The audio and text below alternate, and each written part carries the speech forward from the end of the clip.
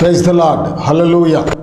ప్రభునందు ప్రియమైనటువంటి సహోదరి సహోదరులకు, తల్లిదండ్రులకు, ప్రియ దేవుని పిల్లలందరికీ కూడా మన ప్రభువును రక్షకుడైన యేసుక్రీస్తు వారి అతి శ్రేష్టమైన నామములో శుభాభివందనాలు తెలియచేస్తూ ఉన్నాను. ప్రియులారా, ఈ మంచి సమయంలో దేవుని వాక్యాన్ని ధ్యానం చేయటానికి ప్రభువు మనకిచ్చిన ఈ శ్రేష్టమైన సమయాన్ని బట్టి నేను ప్రభువుని స్తుతిస్తున్నాను. గత వారం మనం ఒక వాక్యాన్ని ధ్యానం చేశాం. అదే వాక్యాన్ని మరలా తిరిగి ఇప్పుడు కూడా మనం ధ్యానం చేద్దాం. లూకా వ్రాసిన సువార్త 1వ అధ్యాయము 5-6 వచనాలు చదువుదాం. యోదయ దేశపు రాజైన హేరోదు దినములలో అబియా తరగతిలోనున్న జకర్యాను ఒక యాజకుడుండెను. అతని భార్య అహరోను కుమార్తెల్లో ఒకతే, ఆమె పేరు ఎలిజబెతు. వీరిద్దరూ ప్రభు యొక్క సకలమైన ఆజ్ఞల చొప్పునను న్యాయ విధుల చొప్పునను నిరపరాధులుగా నడుచుకొనుచు దేవుని దృష్టికి నీతిమంతులై ఉండిరి. దేవుని గొప్ప నామానికి మహిమ కలుగును గాక. ప్రభునందు ప్రియ సోదరి సోదరులారా, జకర్యా, ఈ జకర్యాను గురించి మనం ధ్యానం చేస్తూ ఉన్నాం. ఇతడు యాజకుడు, అబియా తరగతికి చెందినవాడు. యాజకుడు అని చెప్పబడింది. బైబిల్లో యాజకులు చాలా ప్రాముఖ్యమైన వారుగా కనపడుతున్నారు. నేను గత సమయంలో చెప్పాను, జకర్యా క్రమము ప్రకారము యాజకత్వం చేస్తున్నటువంటి వ్యక్తిగా మనం బైబిల్లో స్పష్టంగా చూడగలుగుతూ ఉన్నాం. ఈ జకర్యా జీవితాన్ని మనం జ్ఞాపకం చేసుకుంటే ఇతడు చాలా భక్తి కలిగిన వాడుగా, శ్రేష్టమైన వాడుగా ఉన్నాడు అని మనం గత వారం జ్ఞాపకం చేసుకున్నాం. ఇతనికి మంచి భార్య ఉన్నది. అయితే ఇతడు ఎలాంటి వాడు అంటే నిరపరాధి అని చెప్పబడింది. మీరు బైబిల్ చూస్తే ఈ 5వ వచనంలో ఎక్కడేమని ఉందంటే 6వ వచనంలో, వీరిద్దరూ ప్రభు యొక్క సకలమైన ఆజ్ఞల చొప్పునను న్యాయ విధుల చొప్పునను నిరపరాధులుగా నడుచుకొనుచు దేవుని దృష్టికి నీతిమంతులై ఉండిరి. సకలమైన ఆజ్ఞల చొప్పునను, చూడండి ప్రభునందు ప్రియ దేవుని పిల్లలారా, న్యాయ విధుల చొప్పునను నిరపరాధులుగా నడుచుకొనొచ్చు దేవుని దృష్టికి నీతిమంతులు. ఇద్దరు భార్యాభర్తలు ఇద్దరు. ఇది చాలా శ్రేష్టమైన కుటుంబం. దినాల్లో భర్త ప్రార్థనకు వస్తే భార్యలు రాని వారు ఎందరో ఉన్నారు. ఎక్కువగా భార్యలు ప్రార్థనకు వస్తూ ఉన్నారు, కానీ భర్తలు రాని వారెందరో ఉన్నారు. నిజంగా ఈ లూకా రాసిన సువార్తలో ఈ మొట్టమొదట ఈ భార్యాభర్తలు కనపడుతూ ఉంటే వీరు ఎంత శ్రేష్టమైన వారో అర్థమవుతుంది. వారిద్దరూ అంట, భార్యాభర్తలు ఇద్దరు. జకర్యా అంటే యెహోవాను స్మరించుట, ఎలిజబెత్ అంటే దేవుని యొక్క ప్రమాణము, వారు చేసిన ప్రమాణములో. మనం ప్రమాణాలు చేస్తూ ఉంటారు పెళ్ళప్పుడు, నిన్ను విడువక నిన్నే హత్తుకొని నీతోనే కాపురం చేయదునని. నిన్నే హత్తుకోవటం అంటే అక్కడ ఒక ప్రాముఖ్యమైన అర్థాన్ని మనం గమనించాలి. హత్తుకోవటం అంటే శరీర సంబంధమైన విషయం కాదు. హత్తుకోవటం అంటే ఆత్మ సంబంధమైన విషయం. అదేమిటంటే నీ మనస్సుతో నా మనస్సు కలిపి, నీ ఆలోచనలతో నా ఆలోచనలు కలిపి మనిద్దరం ఒకటిగా కాపురం చేద్దాం, మనిద్దరం ఒకటిగా జీవిద్దాం. గమనించండి, ఒక కుటుంబంలో భార్యాభర్తలు మనస్సులు ఆలోచనలు వేరుగా ఉంటే ఆ కుటుంబము భయంకరమైన పరిస్థితుల్లో ఉంటుంది. భర్త మనసుకు భార్య, భార్య ఆలోచనకు భర్త ఏకీభవిస్తే ఆ కుటుంబము శాంతిమయమైనటువంటి సమాధాన సంబంధమైన కుటుంబముగా ఉంటుంది. ఈనాడు ఎన్నో కుటుంబాలు పతనమైపోవటానికి, దారిద్ర్యంలోనికి వెళ్ళిపోవటానికి, సమాధానం లేకుండా జీవించడానికి కారణం ఏమిటంటే ఆ ఇద్దరు ఆలోచనలు వేరుగా ఉన్నాయి. కానీ ఇద్దరి ఆలోచనలు ఒకటిగా ఎప్పుడు ఉంటాయంటే వారిద్దరూ ప్రభువును నమ్ముకున్నప్పుడు ప్రభు యొక్క ఆలోచనలే వారిద్దరి ఆలోచనలు అవుతాయి. ప్రభు యొక్క ఆలోచన, ప్రభు యొక్క వాక్యానుసారమే వారిద్దరి ఆలోచనలు ఉంటాయి. దేవుడు ఏం చెప్తున్నాడో అదే చేస్తారు. ప్రభునందు ప్రియులారా, దేవుడు చెప్పంది మనం చేస్తే మన కుటుంబాలు వర్ధిల్లవు. ఇక్కడ దేవుని వాక్యం చెప్తుంది, వారిద్దరూ దేవుని దృష్టికి నీతిమంతులు. నీతిమంతులు, నిరపరాధులు, నీతిమంతులు. ప్రభునందు ప్రియులారా, నీతిమంతులంటే మనం జ్ఞాపకం చేసుకోవాల్సిన విషయం, ఎవరు నీతిమంతులు ఉన్నారు భూమి మీద? దేవుని వాక్యం చెప్తుంది, నీతిమంతుడు లేడు, ఒక్కడు లేడు, అందరూ దేవుని మహిమను పొందలేక ఉన్నవారేనని. నీతిమంతుడు లేడు, ఒక్కడు కూడా లేడు, అందరూ పాపం చేసిన వారే. మరి ఈ ఇద్దరు నీతిమంతులని ఎందుకు రాయబడింది? రోమాపత్రికలోనేమో నీతిమంతుడు లేడని పౌలు భక్తుడు రాస్తున్నాడు. ఇక్కడ లూకా భక్తుడేమో జకరియా ఎలిజబెత్తులు వారిద్దరూ నీతిమంతులు అని చెప్పబడింది.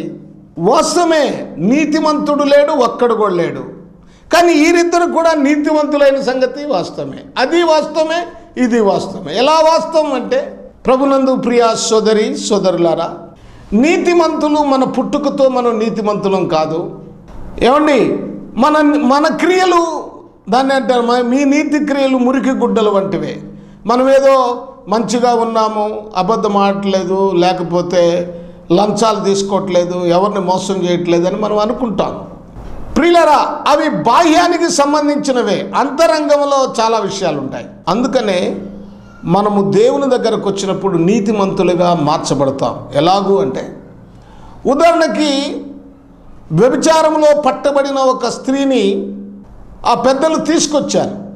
వ్యభిచారం అనేది పురుషుడు స్త్రీ ఇద్దరు కలిసి చేస్తారు, ఒకళ్ళు చేయరు కదా. మరి పురుషుడిని తీసుకురాలేదు, ఇద్దరిని చంపాలి లెక్క ప్రకారం. మరి పురుషుడిని తీసుకురాలేదే, ఆ పురుషుడిని వదిలిపెట్టేసి ఈ స్త్రీని మాత్రమే తీసుకొచ్చారు. ఈ అమ్మాయిని తీసుకొచ్చి, ఈ సహోదరుని తీసుకొచ్చి యేసు ప్రభు యొద్ద నిలబెట్టారు. బోధకుడా, ఇప్పుడు సమాధానం చెప్పు. ఏంటంటే, వ్యభిచారము చేస్తున్న వారిని రాళ్ళు తీసుకొని కొట్టి చంపమని ధర్మశాస్త్రం చెప్తుంది. మరి ఈమె వ్యభిచారం చేస్తూ పట్టబడింది. ఎలాగ పట్టబడిందంటే, వ్యభిచారం చేసేటప్పుడే పట్టుకున్నాం, మీ దగ్గరికి తీసుకొచ్చాం.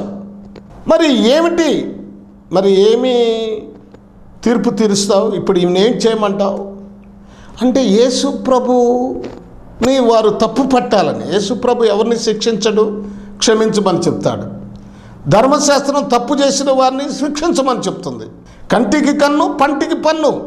ఇప్పుడు ధర్మశాస్త్రాన్ని తృణీకరిస్తాడా, లేకపోతే ధర్మశాస్త్రం ప్రకారం చెప్తాడా? యేసు సంగతి తేల్చుకోవాలని వచ్చారు వాళ్ళు. అవును, ధర్మశాస్త్రంతో ఉంది, రాళ్ళు తీసుకొని కొట్టి చంపమని ఉంది. అయితే నేను ఒక విషయం చెప్తున్నాను, మీలో పాపము లేనివాడు ఎవడో మొదటిగా రాయి వేయమన్నాడు. అంటే మీలో నీతిమంతుడు ఎవరో మొదటిగా రాయి వేయమన్నాడు. వాళ్ళందరూ రాళ్ళు కింద పడేసి వెళ్ళిపోయారు. అంటే ఎవరు నీతిమంతుడు లేరు కదా, వెళ్ళిపోయారు. కానీ అక్కడ రాయి మొదటిగా వేయటానికి అర్హత కలిగిన వాడు నీతిమంతుడు యేసుక్రీస్తే.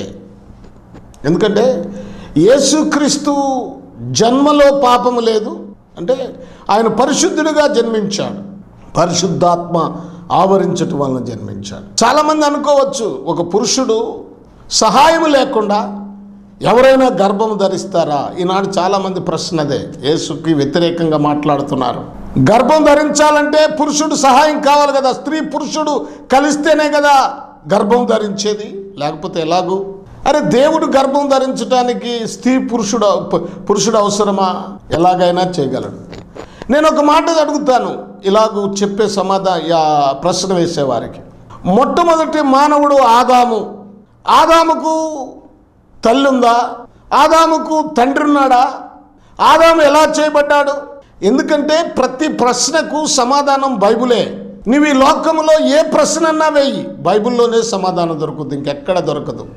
ఎలాంటి ప్రశ్నకైనా, ఎలాంటి సమస్యకైనా ఎక్కడ నీకు సమాధానం దొరక్కపోవచ్చునేమో, కానీ బైబిల్లో మాత్రం ఖచ్చితంగా దొరుకుతుంది. అది నేను చెప్పగలను. ప్రతి ప్రశ్నకు సమాధానము బైబిలే మన జీవితం నడకకు. అందుకని జ్ఞాపకం చేసుకుందాం, మట్టిని తీసి ముద్దను చేసి జీవాయువు పోసిన దేవుడు ఒక స్త్రీ గర్భంలోనికి పరిశుద్ధాత్మను పంపితే ఆమె గర్భం ధరించటం అసాధ్యమా? ఏమండి, ఆ పని చేసిన దేవుడు ఈ పని చేయలేడా? ఇప్పుడు యేసు ప్రభు జన్మ పరిశుద్ధమైంది, ఆయన జీవితం పరిశుద్ధమైంది, ఆయన ఏ పాపము లేనివాడు. ఇప్పుడు ఆయన రాయి వేయొచ్చు, కానీ ఆమె తన్నాడమ్మా, ఎవరు నీ మీద నిన్ను కొట్టలేదా, రాయి వేయలేదా? అయితే నేను కూడా వేయను, ఎందుకంటే నేను వేయటానికి, మొట్టమొదటి వేయటానికి నాకు అర్హత ఉంది, అయినా వేయను. అయితే యేసు ప్రభు వారు అక్కడ ఒక మాట చెప్తాడు, ఇక పాపం చేయమాక. ఇక ఈనాటి నుంచి నువ్వు పాపం చేయమాక. ఇప్పుడు ఆమె నీతిమంతురాలుగా మార్చబడింది. తన పాపానికి ప్రక్షాళన దొరికింది, పాపములకు క్షమాపణ దొరికింది. ఈ క్షమాపణ దొరికిన వారు, దేవుని దగ్గరకు వచ్చి క్షమాపణ పొందిన వారు నీతిమంతులండి, నీతిమంతులు. ప్రియా దేవుని పిల్లలారా, ఇప్పుడు దేవుని దగ్గరకు వచ్చి నీవు క్షమాపణ పొందావా? క్షమాపణ పొందిన నీవు ఆ సహోదరుతో నువ్వు ఇక పాపము చేయమా కానీ చెప్పి పంపించాడు దేవుడు. నీవు క్షమాపణ పొందిన తర్వాత నువ్వు కూడా ఇక పాపం చేయకూడదు. అప్పుడు నీతిమంతులుగా మార్చబడతారు. ఇక ప్రతి విషయంలో నిరపరాధులుగా ఉండాలి. సకలమైనటువంటి ఆ న్యాయ విధులు చొప్పున నువ్వు నడుచుకుంటూ ఉండాలి. ఆజ్ఞల చొప్పున నడుచుకోవాలి. ఆజ్ఞ. చాలామంది అండి వాగ్దానాల కోసం ప్రయాసపడుతూ ఉంటారు. నాకెందుకో భగత్ సింగ్ గారి మీద ఈ విషయంలో కొంచెం బాధ అనిపిస్తుంది. భగత్ సింగ్ గారు చాలా భక్తి కలిగిన వాడు. అన్ని విషయాల్లో ఆయన దేవుణ్ణి సంతోషపరిచిన వాడు. భగత్ సింగ్ గారిలో ఎక్కడ మచ్చలేదు. ఆయన మన కాలంలో మా టైంలో మేము చూసిన భక్తుల్లో ఆయనే నిజమైన భక్తుడని మేము చెప్పగలం. మరి ఎందుకో ఈ వాగ్దానాలను ప్రవేశపెట్టారు? ఆ జనవరి 1న వాగ్దానం కోసం ప్రయాసపడుతున్నారు కానీ దేవుని దగ్గర నుంచి వాగ్దానం కోసం ప్రయాసపడలేదు. సరే, వాగ్దానము ఎవరికి? బైబిల్లో మనం జ్ఞాపకం చేసుకుంటే వాగ్దానం ఎవరికి? మీ పితరులకు వాగ్దానం చేసిన భూమిలోనికి మిమ్మల్ని నడిపిస్తాను, నా ఆజ్ఞలన్నీ క్రమముగా పాటించమన్నాడు. ఈ వాగ్దానం ఇప్పుడు వాళ్ళు నెరవేర్చుకోవాలంటే దేవుని ఆజ్ఞలను పాటించాలి. బైబిల్లో రెండు విషయాలు, ఒకటి ఆజ్ఞలు, 2 వాగ్దానాలు. ఆజ్ఞలు ఎవరైతే పాటిస్తారో వారికే వాగ్దానాలు.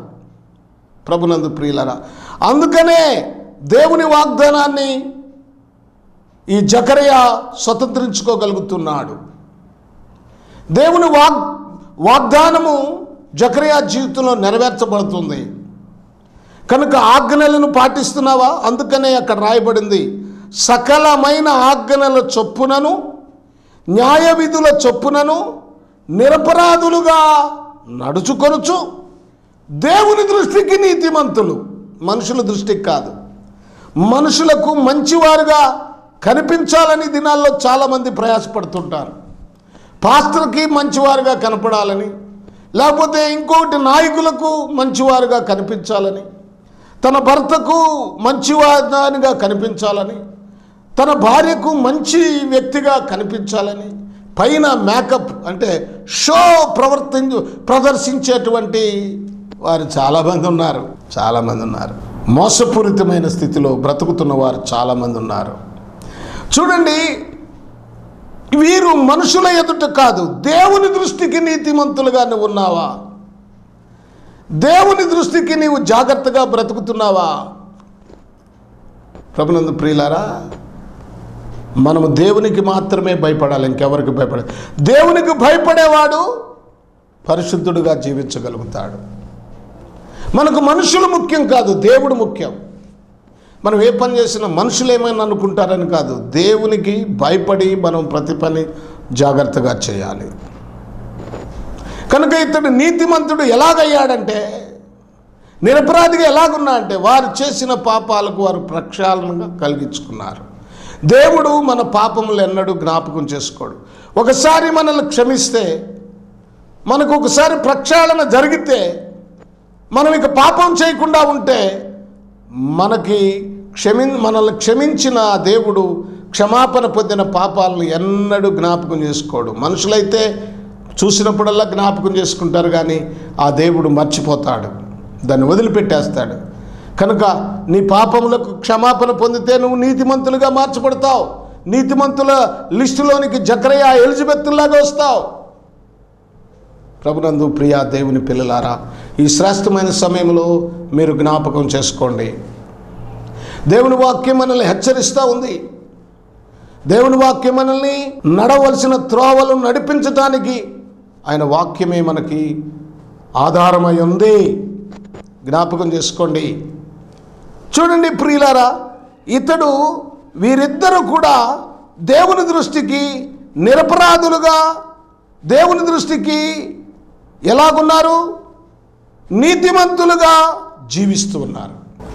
మరొక విషయం, జకరియా యాజకుడు అభియా తరగతి చొప్పున క్రమము తప్పకుండా యాజకత్వం చేస్తున్నాడు. క్రమము తప్పకుండా. ఈనాడు చాలామందికి క్రమం లేదు. ఆరాధన ఉండదు, ఉపవాస ప్రార్థన ఉండదు, దేవుని సన్నిధిలో సరిగ్గా కనపడరు. వాళ్ళకి ఇష్టమైతే వస్తారు, కష్టమైతే మానుకుంటారు. ఈనాడు క్రైస్తవులే సరైన రీతిలో లేరు. ప్రభునందు ప్రియులారా, ఇక్కడ మనం జ్ఞాపకం చేసుకుంటే ఒక క్రమం చాలా ప్రాముఖ్యమైంది. నీ జీవితంలో క్రమం చాలా ప్రాముఖ్యమైనది. జకరియా క్రమం కలిగిన వాడు, యాజకుడు క్రమం కలిగిన వాడు, నీతిమంతుడు. ఈయనకి మంచి భార్య ఉంది, మంచి భార్య ఉంది. మరొక విషయం చెప్పాలనుకుంటున్నాను, ఈయనకి మంచి కుమారుడు ఉన్నాడు. ఇది చాలా ప్రాముఖ్యమైన విషయం. ఈ కుమారుడు ఎలాంటి వాడో బైబిల్లో చెప్పబడింది చూడండి. మంచి కుమారుడు, చెడ్డ కుమారుడు కాదు. మంచి కుమారుడు ఎవరు? మన పిల్లల్ని మనం మంచి కుమారులు అనుకుంటాం. అసలు మంచి కుమారుడుగా ఉండాలి అంటే దేవుని యందు భయభక్తులు కలిగి ఉండాలి. చూడండి, లూకా రాసిన సువార్త 1వ అధ్యాయము 80వ వచనాన్ని చదువుతున్నాను. శిశువు ఎదిగి ఆత్మయందు బలము పొంది ఇశ్రాయేలునకు ప్రత్యక్షమగు దినము వరకు అరణ్యములో ఉండెను. ఎవరినంటే ఈ జకరియా ఎలిజబెత్తుల కుమారుడు. మీరు ముందు చదివితే మీకు అర్థమవుతుంది. ఆయనే బాప్తిస్మిచ్చి యోహాను అని పేరు కలిగిన ఆయన. ఎక్కడున్నాడు అంటే అరణ్యంలో ఉన్నాడు. ఎప్పటి వరకు అంటే ఇశ్రాయేలీలకు ప్రత్యక్షమగే దినం వరకు. ఎందుకోసం అంటే ఆత్మయందు బలము పొందటానికి.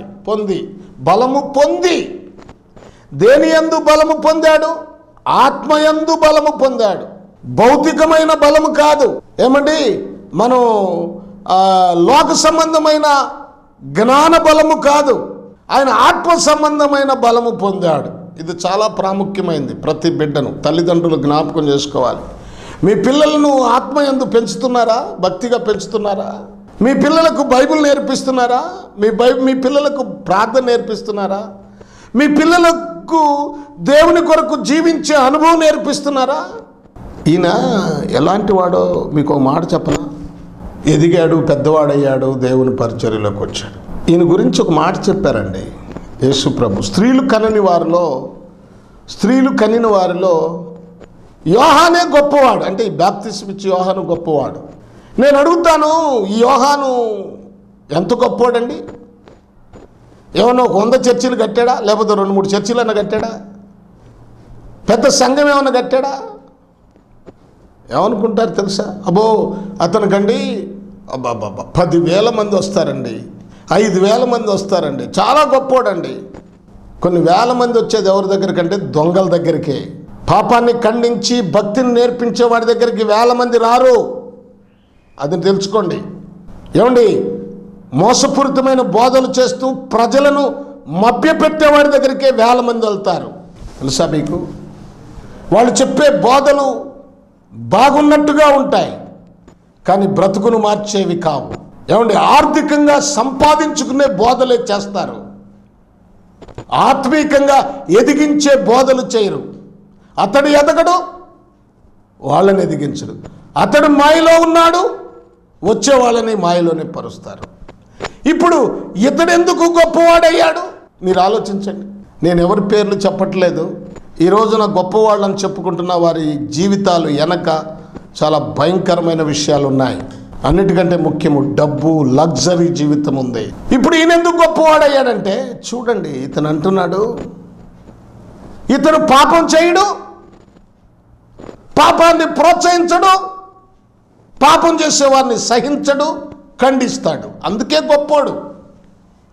ఎందుకు గొప్పోడంటే పాపము చేసేవారిని ఖండించేవాడు, పాపము చెయ్యనివాడు.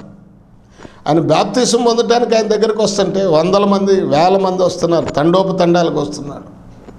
మనోళ్ళు ఎవరైతే బాప్తిసం పొందుతాననగానే బాప్తిసం పొందుతారు, బాప్తిసం ఇచ్చేస్తారు. ఏంటంటే నీ మధ్య నాకు వాట్సాప్లో ఎవరో ఒక విషయాన్ని పంపించారు. అమ్మా, ఆమె అడుగుతుంది, అయ్యా నాకు సీరియల్స్ అన్నా బంగారం అన్నా ఎక్కువ మోజయ్యా, మరి అది పర్వాలేదు కదా అంటే, అదేం పర్వాలేదమ్మా, విగ్రహారాధన వదిలిపెడితే చాలు అంటున్నాడు. ఆయన అంటున్నాడు, నువ్వు బాప్తిజం పొందటానికి కొత్త బట్టలు సిద్ధం చేసుకున్నావా అంటున్నాడు. తెచ్చుకున్నానయ్యా. మరి బాప్తిజం పొందావు కదా, మరి కృతజ్ఞత కానుక ఏమన్నది, కానుక సిద్ధం చేసుకున్నావా? చేసుకున్నానయ్యా. అయితే పద ఇచ్చేస్తానంటున్నాడు. అయితే పద ఇచ్చేస్తానంటున్నాడు. చర్చికి వస్తే చాలు, కానుకలు ఇస్తే చాలు, వాళ్ళు కొత్త బట్టలు తెచ్చుకుంటే చాలు, బాప్తిజం ఇచ్చేస్తారు. బాప్తిజం పొందుతానంటే ఇచ్చేస్తారు. మనం చేస్తున్న పొరపాట్లు అవే. అందుకే ఎవరిని మనం బాగు చేయలేకపోతున్నాం. ఇతడేమన్నాడు తెలుసు, సర్ప సంతానమా, రాబోయే ఉగ్రతను తప్పించుకోవటానికి మీకు బుద్ధి చెప్పిన వాడెవడు? మీరు వచ్చి బాప్తిజం పొందితే ఉగ్రతను తప్పించుకుంటారా? మారు మనసుకు తగిన ఫలములు ఫలించండి. ఏమన్నా ఒక ఫలం ఫలించావా నువ్వు? మారు మనసుకు తగిన ఫలాలు మీ దగ్గర ఉన్నాయా? ప్రభునందు ప్రియ దేవుని పిల్లారా, ఇదిగో ఒక ఇంటికి, ఇది కూడా ఎవరో వాట్సాప్లో నాకు పంపించారు, నేను చదివాను, సంతోషించాను. ఒక ఇంటికి 3 వ్యక్తులు వెళ్ళారంట. లోపలికి రావచ్చు అని అడిగితే, మా ఆయన లేడయ్యా, మా ఆయన వచ్చిన తర్వాత మీకు భోజనం సిద్ధం చేస్తాను, సరే మీరు వచ్చి లోపల వచ్చి కూర్చోండి అంటే, వాళ్ళు అన్నారంట, పురుషుడు లేకుండా మేము లోపలికి రాము, మీ ఆయన వచ్చేంత, మీ భర్త వచ్చేంత వరకు ఈ బయట అరుగు మీద కూర్చుంటామన్నారంట. కొంతసేపటికి వాళ్ళ భర్త వచ్చాడు, పిలుస్తుంది, లోపలికి రండి, లోపలికి రండి, మీకు భోజనం సిద్ధం చేశానంటే, వాళ్ళు అంటున్నారంట, ఒక్క పురుషుడే ఉన్నాడు కనుక మేము 3 రాము, మా 3లో ఎవరో ఒకళ్ళు మీ ఇష్టం వచ్చిన వాళ్ళు పిలవండి, మేము లోపలికి వస్తాం. మా పేర్లు, ఒకని పేరు ప్రేమ, రెండవ వాని పేరు విజయము, మూడవ వాని పేరు ఐశ్వర్యము అని చెప్పారంట. అప్పుడు ఎవరు కావాలో చెప్పు, వాళ్ళని నేను, వాళ్ళు వస్తారు లోపలికంటే. అప్పుడు వాళ్ళిద్దరూ భార్యాభర్తలు అనుకుంటున్నారట. భార్య అంటుంది, అయ్యా ఐశ్వర్యాన్ని పిలుద్దామా? ఆ తర్వాత భర్త అంటున్నాడు, కాదమ్మా మనకు విజయం కావాలి, విజయాన్ని పిలుద్దాము అంట. ఐశ్వర్యాన్ని పిలుద్దామా, విజయాన్ని పిలుద్దామా అని వాళ్ళిద్దరు తర్కించుకుంటుంటే, వాళ్ళ కోడలు ఎవరో ఉండి, అదే అత్తగారు నేను అనుకుంటున్నాను, మీ ఇద్దరికి సమాధానం లేదు, ఒకళ్ళు ఒక మాట చెప్తే ఇంకొకళ్ళు ఇంకో మాట. ఇప్పుడు భార్యాభర్తలు ఎలా ఉంటారు? భార్య ఒకటంటే భర్త ఒకళ్ళు, ఇందాక చెప్పానే, అందుకని ఆ ఇంట్లో సమాధానం ఉండదు. కనుక ప్రేమ ఉంటే, ప్రేమను లోపలికి వస్తే మీరు సమాధానంగా సంతోషంగా ఒకరినొకరు ప్రేమించుకుంటుంటారు. ప్రేమను పిలవండి అన్నదంట. ఇప్పుడు అయ్యా ప్రేమ లోపలికి రండి అని భార్య కేకేసినప్పుడు ప్రేమ లెగిసి లోపలికి వెళ్తుంటే, ప్రేమ వెంట విజయము, తర్వాత ప్రేమ వెంటే ఐశ్వర్యము లోపలికి వెళ్ళాడంట. ప్రభునందు ప్రియ దేవుని పిల్లరా, ఏంటయ్యా ఒక్కళ్ళే కదా మేము వస్తానన్నారు, మరి 3 వస్తున్నారు ఏంటంటే, మా దేవుడు మాకు చెప్పాడు ప్రేమను మమ్మల్ని వెంబడించమని. కనుక ప్రేమ ఎక్కడుంటే అక్కడే మేము ఉంటాము, విజయం అక్కడే ఉంటుంది, ఐశ్వర్యం అక్కడే ఉంటుందని చెప్పారు. ప్రియ దేవుని పిల్లలారా, నిజమే, మనము ప్రాముఖ్యమైనది ప్రేమే. ప్రేమ చాలా ప్రాముఖ్యమైంది. మారు మనసుకు తగిన ఫలములలో ప్రాముఖ్యమైనది ఏంటంటే ప్రేమ. మీరు చూడండి, ఆత్మఫలమేమనగా ప్రేమ. మొట్టమొదటి ప్రేమ ఉంటుంది, ప్రేమ తర్వాత అన్నీ ఉంటాయి.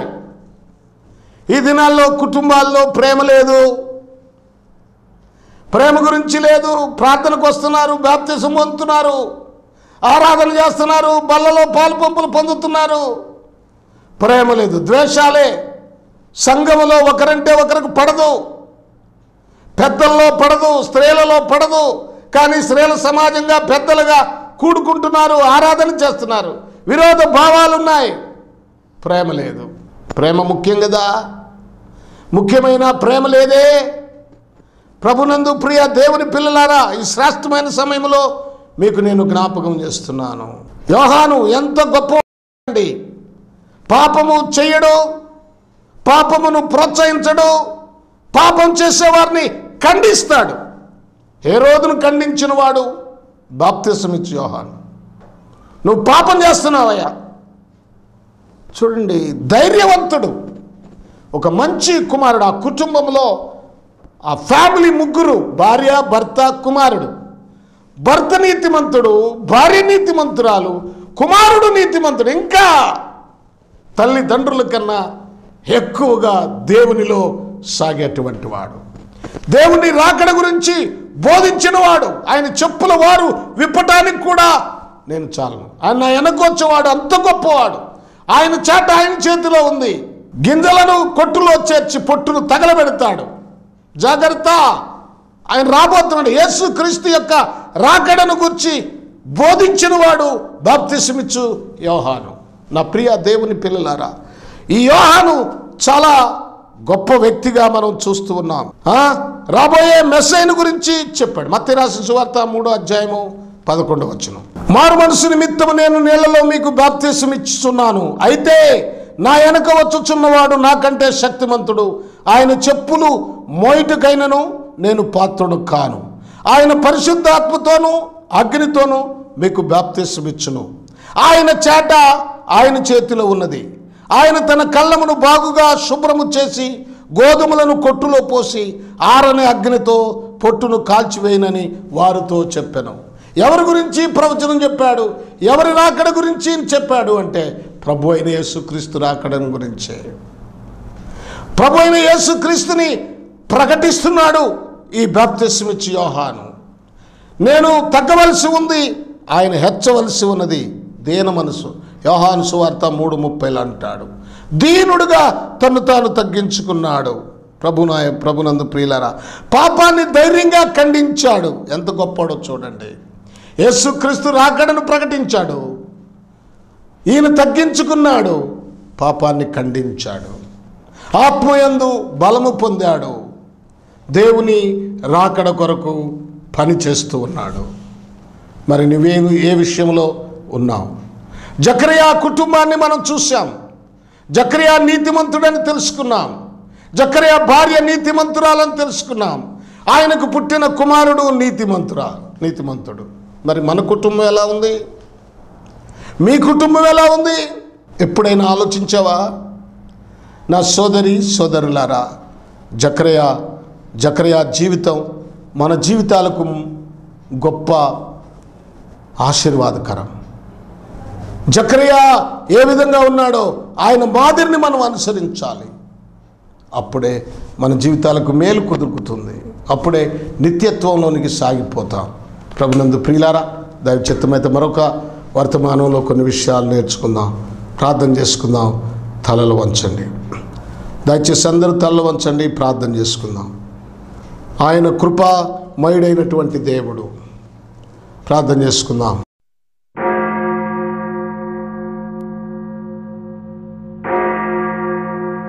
పరిశుద్ధ తండ్రి, ప్రేమ కలిగిన దేవుడా, కృప కలిగిన మన ఆయన, సకలాశీర్వాదములకు కారణభూతుడా, మీ ఘనమైన నామానికి స్తోత్రం. వాక్యం విన్న మీ బిడ్డలను దీవించండి, ఆత్మ సంబంధమైన మెట్టులో కట్టండి. ఏదో నామకార్థ క్రైస్తవ జీవితం కాకుండా, ఏదో లోక సంబంధంగా బ్రతకటం కాకుండా నీ మహిమ కొరకు జీవించే బిడ్డలుగా చేయమని ప్రార్థన చేస్తున్నాం. జకరియా కుటుంబము, ఎలిజబెత్, యోహాను, ఈ ముగ్గురు కూడా వారి క్యారెక్టర్స్ ఎంత అద్భుతంగా ఉన్నాయో, వారు ఎంత అద్భుతమైన జీవితాన్ని జీవిస్తున్నారో, అలాగూ ప్రతి కుటుంబం కూడా మీ కొరకు జీవించే కుటుంబముగా చేయండి. కృపా కనికరం చేత నింపండి. దయగలిగిన మీ హస్తాల్లో ఎత్తిపట్టండి. మీకే స్తుతులు స్తోత్రం చెల్లిస్తూ ఈ బిడ్డలను విన్న వాక్యం విన్న మీ బిడ్డలను మీ హస్తాలకు అప్పగించుకుంటున్నాం. వారికి సమాధానం ఇవ్వండి ప్రభువా, మీకు వందనాలు అయా. వారికి ఉన్న సమస్యలను పరిష్కరించండి. వ్యాధిగ్రస్తులుగా ఉంటే స్వస్థపరచండి. ఆర్థిక సమస్యలతో సతమతమవుతుంటే వారికి అవసరతలు తీర్చండి ప్రభువా. నెమ్మదిని కలుగు చేయండి ప్రభువా. నీకు స్తోత్రములు. గొప్ప దేవుడా, సహాయం చేసి మీరు ఆకడలో మీ సింహాసనం ఎదుట బిడ్డలు పాత్రులుగా ఉండటానికి ఆత్మీయ మెట్టులో కట్టి నడిపించమని, మహిమ ఘనత ప్రభావాలు మీరు పొందమని మీకే స్తుతులు స్తోత్రం చెల్లిస్తూ ఈ బిడ్డలందరినీ మీ హస్తాలకు అప్పగించుకోవచ్చు. యేసు నామములో ప్రార్థన చేస్తున్నాం మా పరమ తండ్రి. ఆమేన్, ఆమేన్, ఆమేన్. ప్రియులారా, ప్రభు కృప మీకు తోడయుండి నడిపించును గాక. మా యొద్ద అమరావతి ప్లాట్స్లో ప్రతి 2వ శనివారం ప్రత్యేక ప్రార్థనా కూడిక జరుగుతున్నది. ఉదయం 10 గంటల నుంచి 1 గంట వరకు.